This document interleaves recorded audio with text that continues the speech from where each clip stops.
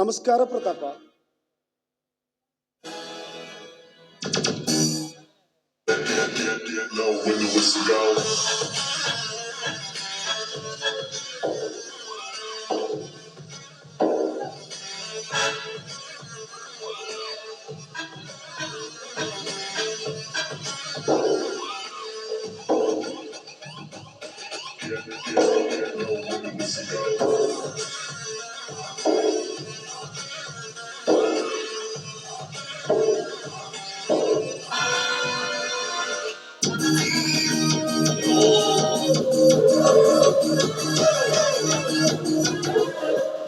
ಓಹೋ, ಬರಬೇಕು ಬರಬೇಕು ಲಾಯರ್ ಲಕ್ಷ್ಮಣರಾಯರು. ಏನೆಂದು ನನ್ನ ಮನೆಗೆ ಅಪರೂಪದ ಅತಿಥಿಗಳಾಗಿ ಆಗಮಿಸಿದ್ರಲ್ಲ, ಏನಂತ ಮುಖ್ಯ ಕೆಲಸವಿತ್ತು ನನ್ನ ಹತ್ತಿರ? ನಿನ್ನಲ್ಲಿ ಅಂತ ಮುಖ್ಯ ಕೆಲಸವಿದ್ದ ಪ್ರಯುಕ್ತ ನಿನ್ನ ಮನೆಗೆ ಬರಬೇಕಾಯಿತು ಪ್ರತಾಪ. ದಯವಿಟ್ಟು ಏನು ಅರಿಯದವನಂತೆ ಮಾತನಾಡಬೇಡ.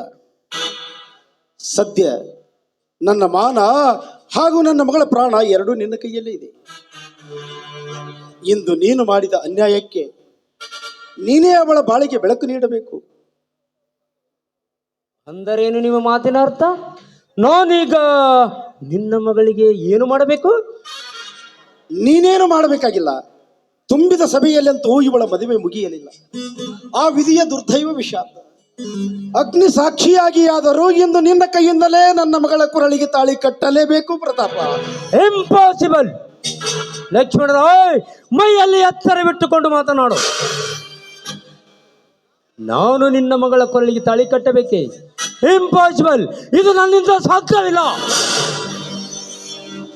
ದಯವಿಟ್ಟು ಹಾಗೆ ಎನ್ನಬೇಡ ಪ್ರತಾಪ.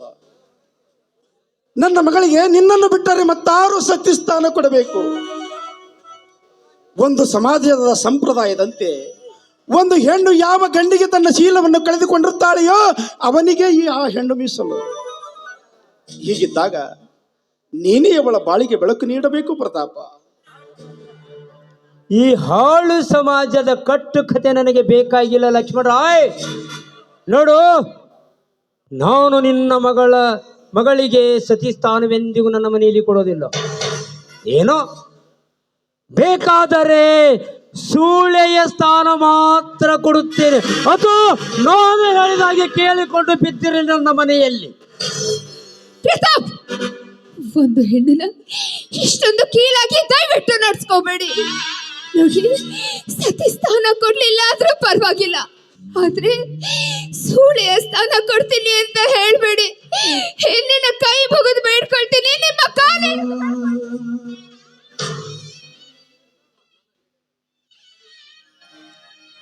ಪ್ರತಾಪ, ನನ್ನ ಶೇಡಿನ ಶೇಡು ತೀರಿಸಿಕೊಳ್ಳುವಗೋಸ್ಕರ ನನ್ನ ಮಗಳ ಪ್ರಾಣವನ್ನು ಏಕೆ ಹಿಂಡುತ್ತಿರುವಿ? ಅವಳು ಮಾಡಿದ ತಪ್ಪಾದ್ರೂ ಏನು? ನನ್ನ ಮಗಳಿಗೆ ಸೌಭಾಗ್ಯದ ಸ್ಥಾನ ನೀಡಿ ಪುಣ್ಯ ಕಟ್ಟಿಕೋ ಪ್ರತಾಪ. ನಿನ್ನ ಕಾಲಿಗೆ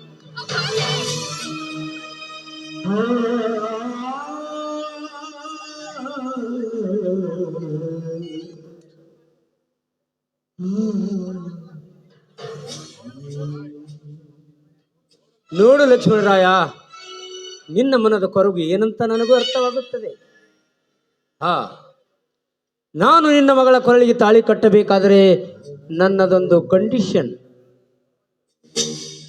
ಪರವಾಗಿಲ್ಲ, ಹೇಳು ಪ್ರತಾಪ, ಏನ್ ನಿನ್ನ ಕಂಡೀಷನ್?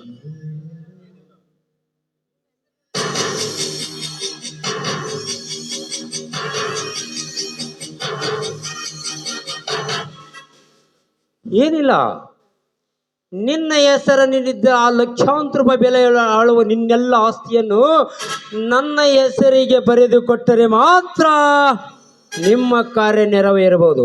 ಇಲ್ಲವಾದರೆ ಹಾಗೆ ಆಗಲಿ ಪ್ರತಾಪ.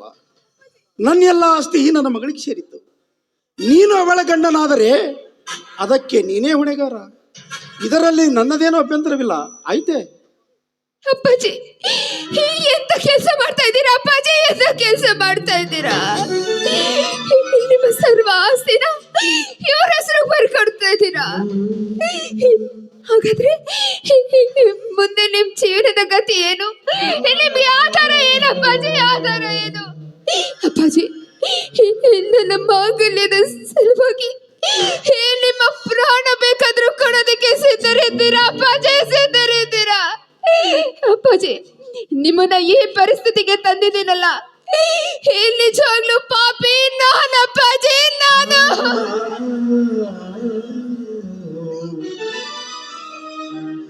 ಪದ್ಮ, ಇಂಥ ಶುಭ ಸಮಯದಲ್ಲಿ ನೀನು ಕಣ್ಣೀರು ಹಾಕಬಾರ್ದಮ್ಮ.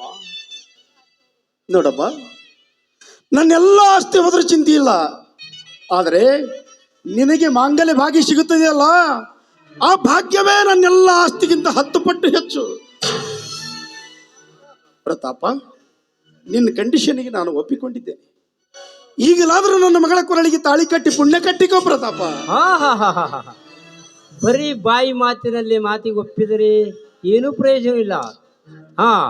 ನಿನ್ನೆಲ್ಲ ಆಸ್ತಿಗೆ ನಾನೇ ಹಕ್ಕುದಾರನೆಂದು ಈ ಕಾಗದದ ಮೇಲೆ ಬರೆದು ಸಹಿ ಹಾಕಿಕೊಡು, ಅಂದರೆ ಮಾತ್ರ ಮುಂದಿನ ಶುಭ ಕಾರ್ಯ ನೆರವೇರಬಹುದು.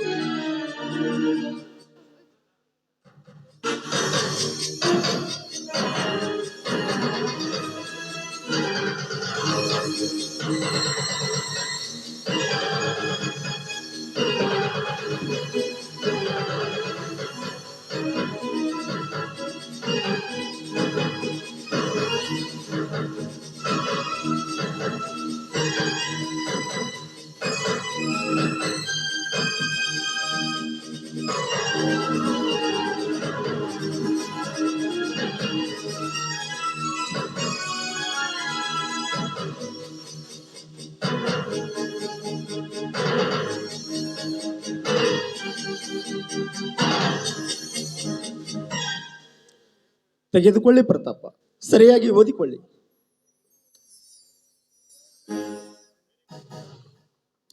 ವೆರಿ ಗುಡ್, ಎಲ್ಲ ವಿಷಯ ಕರೆಕ್ಟ್ ಆಗಿದೆ. ಎನ್ನೆ ಮುಂದಿನ ಕಾರ್ಯ ನೆರವೇರಬಹುದು. ಅಬ್ಬಾ, ಈಗ ನನ್ನ ಮನಸ್ಸಿಗೆ ಶಾಂತಿ ಸಿಕ್ತು. ಪ್ರತಾಪ,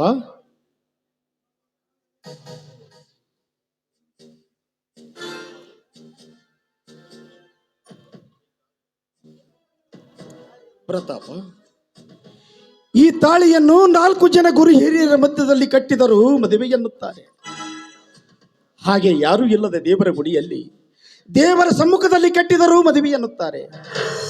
ಆದರೆ ಇಂದು ಅಗ್ನಿ ಸಾಕ್ಷಿಯಾಗಿ ನೀವು ಇಬ್ಬರು ಗಂಡ ಹೆಂಡತಿ. ಪದ್ಮ, ಬರಮ್ಮ ಹೀಗೆ. ಪ್ರತಾಪ, ಈ ತಾಳಿಯನ್ನು ಪದ್ಮಾಳ ಕೊರಳಿಗೆ ಕಟ್ಟಿ ಅವಳಿಗೆ ಮುತ್ತೈದೆಯ ಭಾಗ್ಯ ನೀಡು.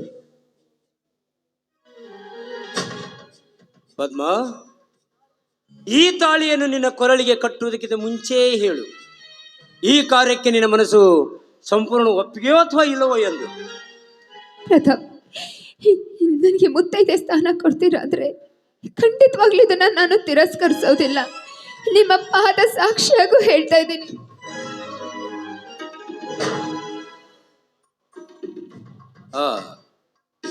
ನೋಡು, ನಮ್ಮಿಬ್ಬರ ಮದುವೆಗೆ ಹಂದರ ಹಾಕಲಿಲ್ಲ, ವಾದ್ಯಗಳು ಮೊಳಗಲಿಲ್ಲ, ಪುರೋಹಿತರಂತರೂ ಮಂತ್ರವೇ ಪಠಿಸಲಿಲ್ಲ. ನಮ್ಮದೇ ಆದ ತೀರ್ಮಾನಕ್ಕೆ ನಾವೇ ಹೊಣೆಗಾರರು. ಇನ್ನು ಮುಂದೆ ಆ ಅಗ್ನಿ ಸಾಕ್ಷಿಯಾಗಿ ನಾವಿಬ್ಬರು ಸತಿಪತಿಗಳು.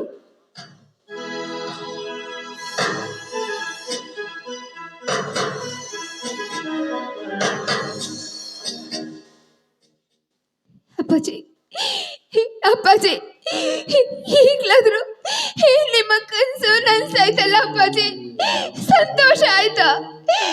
ನಿಮ್ಮ ಮಗಳು ಮುತ್ತೈದೆ ಅದೇ ಅಪ್ಪಾಜಿ, ನಿಮ್ಮ ಮಗಳು ಮುತ್ತೈದೆ ಅದೇ. ಈಗ ನನ್ನ ಮನಸ್ಸಿಗೆ ಹಿಡಿಸಲಾರದಷ್ಟು ಸಂತೋಷವಾಯ್ತಪ್ಪ. ನನ್ನ ಜೀವ ಇರುವುದರೊಳಗೆ ನಿನ್ನ ತಲೆಯ ಮೇಲೆ 2 ಅಕ್ಷತೆ ಹಾಕಬೇಕು ಅಂತ ಆಸೆ ಪಟ್ಟಿದ್ದೆ.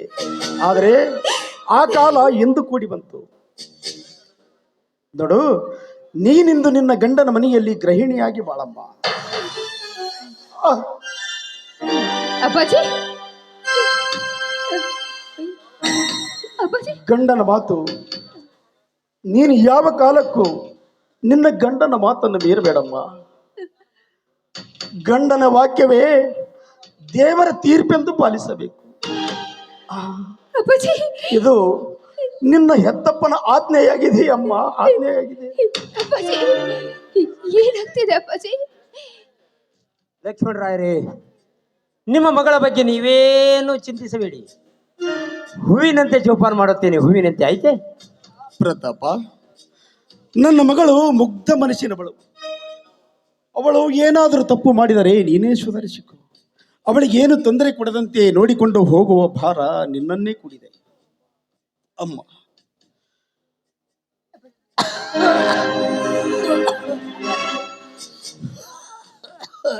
ಅಮ್ಮ, ಪ್ರತಾಪ ಮಗು, ಲಕ್ಷ್ಮಣರಾಯರೇ, ನನ್ನ ಎದೆಯಲ್ಲಿ ಏಕೋ ಭಯಂಕರ ಉರಿ. ಅಯ್ಯೋ ಸಂಕಟ, ಸಂಕಟ, ಈ ಸಂಕಟವನ್ನು ತಾಳಲಾರೆ. ಅಯ್ಯೋ ಅಪ್ಪಾಜಿ ಏನಾಯ್ತು ಅಪ್ಪಾಜಿ? ಮಾತಾಡಿ ಅಪ್ಪಾಜಿ, ಮಾತಾಡಿ ಅಪ್ಪಾಜಿ.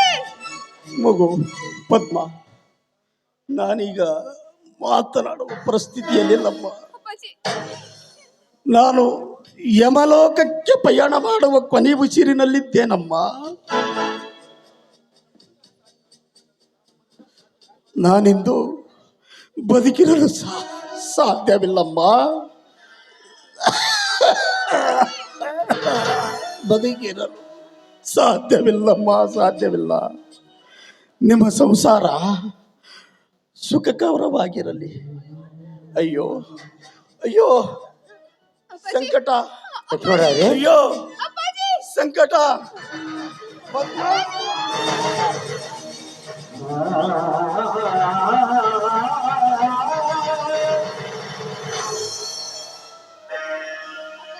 ಇದು ನೋಡು ಬೀದಿ ಲೀಲೆ,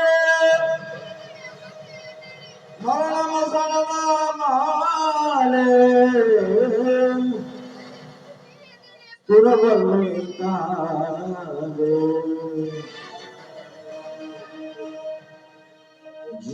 ಅಪ್ಪಾಜಿ ಅಪ್ಪಾಜಿ ನನ್ನನ್ನು ಬಿಟ್ಟು ಹೊರಟೋದ್ರ, ನನ್ನ ನಾನು ಹತ್ತಳನ್ನಾಗಿ ಮಾಡಿ ಹೊರಟೋದ್ರ. ಅಪ್ಪಾಜಿ ಕಣ್ತೆರೆದು ನೋಡಿ, ಈ ನಿಮ್ಮ ದುರ್ದೈವಿ ಮಗಳನ್ನ ಕಣ್ತೆರೆದು ನೋಡಿ ಅಪ್ಪಾಜಿ. ಒಂದೇ ಒಂದ್ಸಲ ಪದ್ಮ ಅಂತ ಕರೀರಿ ಅಪ್ಪಾಜಿ. ಎದ್ದೇಳಿ ಅಪ್ಪಾಜಿ, ಎದ್ದೇಳಿ.